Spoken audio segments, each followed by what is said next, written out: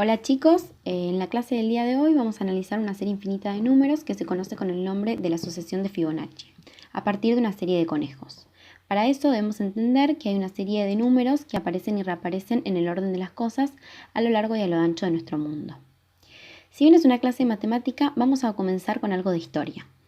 En 1202, en Europa, se vive en un feudalismo de reyes y grandes señores que controlan la tierra, y a pesar de sus riquezas, Europa aún arrastra la fuerza del pasado.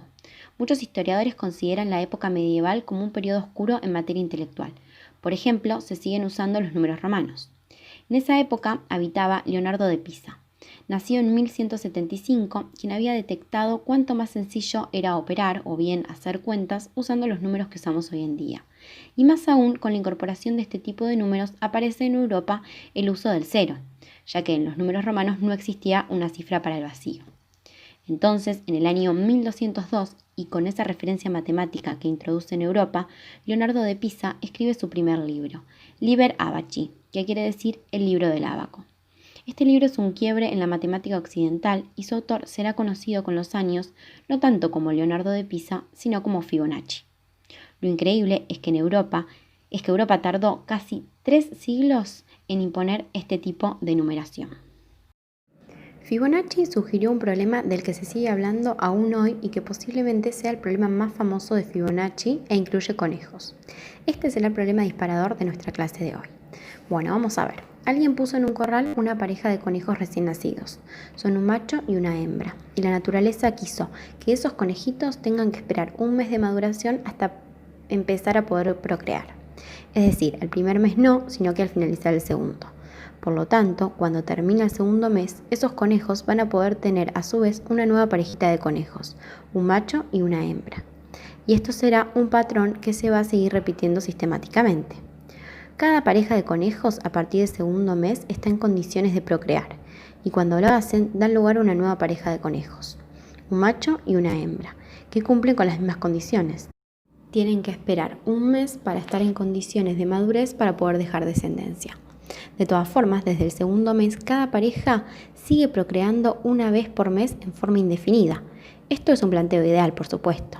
Entonces, si bien en el primer y segundo mes en el corral solo va a haber la pareja original de conejos, al tercer mes ya va a haber dos parejas, los conejos adultos con posibilidad de reproducción y la pareja de conejitos que debe esperar un mes más para su desarrollo.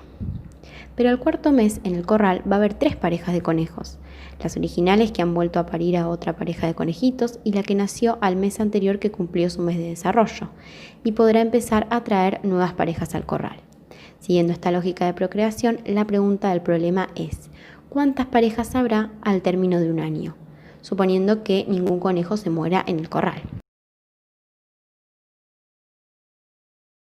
Lo interesante aquí es ver que cada mes el número de parejas resulta de sumar la cantidad de parejas del mes anterior y la de 2 meses atrás. Por ejemplo, en el quinto mes la cantidad de parejas es de 5, que es igual a 2 más 3. Así es fácil saber que en el séptimo mes habrá 13 parejas. Con esto se puede responder a la pregunta de ¿cuántas parejas habrá al cabo de un año en este corral? Y la respuesta es, si hacen la cuenta, 144 parejas. Bien, si dejamos de lado los conejos y nos concentramos en los números de este problema, voy a decir cuáles son los números a medida que fueron pasando los meses. Primero había una pareja adulta, al segundo mes había uno que ya empieza a procrear, después hay 2, 3, 5, 8, 13, 21, 34, 55, 89 y 144. Y acá paramos, porque la idea era solo pensar en un año, pero como podemos darnos cuenta, se puede seguir porque es una sucesión de números infinita. Esta serie de números es la que se conoce con el nombre de sucesión de Fibonacci. En análisis matemático y en álgebra, una sucesión es un conjunto ordenado de números con una cierta cantidad n de elementos. A cada uno de estos elementos los denominaremos término, por lo que en toda sucesión hay un primer término denominado a sub 1, un último término denominado a sub n y una ley de formación. ¿Qué es una ley de formación? Es una fórmula que nos permite conocer cuál es el número que sigue a los que conocemos o que ocupa un lugar determinado. Gracias a esta fórmula podemos conocer cuál es el término que ocupa el lugar n, es decir, cuál es el término general de la sucesión. La sucesión de Fibonacci es un tipo de sucesión recurrente de números naturales. Vamos a definir ahora qué es una sucesión recurrente. Las sucesiones recurrentes son aquellas cuyos términos, después de uno o varios consecutivos, se obtienen a partir de los anteriores. Existen varios tipos de sucesiones recurrentes, sin embargo, en la clase de hoy vamos a centrarnos en dos que son muy importantes en el estudio de la matemática. Ellas son las sucesiones aritméticas y las sucesiones geométricas. Veamos ahora un video que nos permitirá conocer qué características poseen este tipo de sucesiones.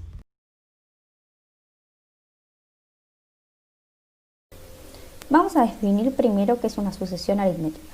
Una sucesión aritmética es una sucesión de números, tales que la diferencia entre un número cualquiera y el siguiente es constante.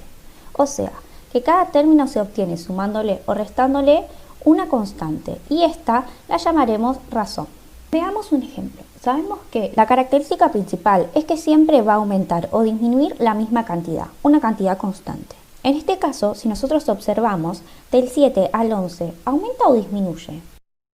Aumenta 4. Luego, del 11 al 15, vuelve a aumentar 4.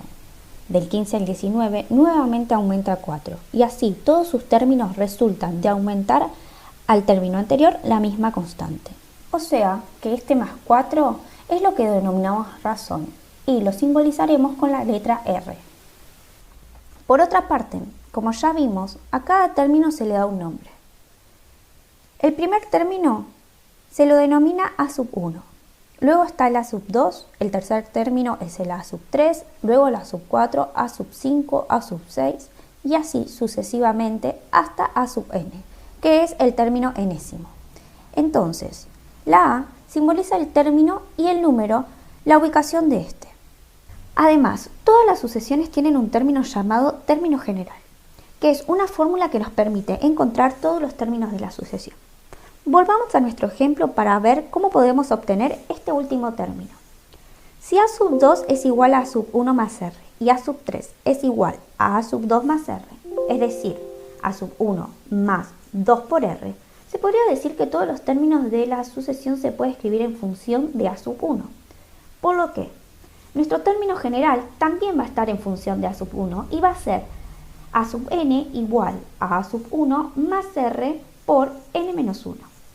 En nuestro ejemplo, entonces, el término general o último término será A sub n igual a 7 más 4 por n menos 1. Ahora definamos qué es una sucesión geométrica. Las sucesiones geométricas son aquellas en las que cada término se obtiene multiplicando al anterior por un valor constante llamado razón. Veamos un ejemplo de sucesiones geométricas. En este ejemplo, ¿qué es lo que sucede? Del 3 al 6 se multiplica por 2.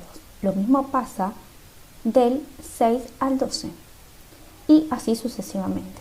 En este caso, a diferencia del ejemplo anterior, no se suma, sino que se multiplica cada vez el mismo número. Veamos ahora cómo hacemos para obtener el último término. Debemos plantear lo siguiente. A sub 2 es igual a A sub 1 por R. A sub 3 será igual a A sub 2 por la razón. Es decir, que A sub 3 puede expresarse en función de A sub 1. Quedará A sub 1 por R al cuadrado. Y así sucesivamente con todos los términos. Es decir, que todos los términos se pueden expresar en función de A sub 1. Encontraremos así el término enésimo de toda la sucesión geométrica.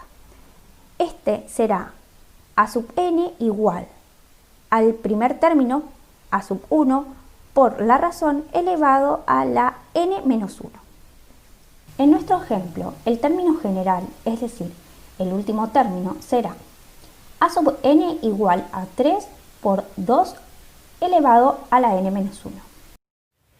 Bien, y para finalizar la clase del día de hoy, les proponemos una actividad en la cual tienen que representar un cuadrado de área 1, siguiendo una serie de procedimientos, para luego encontrar el enésimo término de una sucesión. y además responder un verdadero y falso justificando adecuadamente.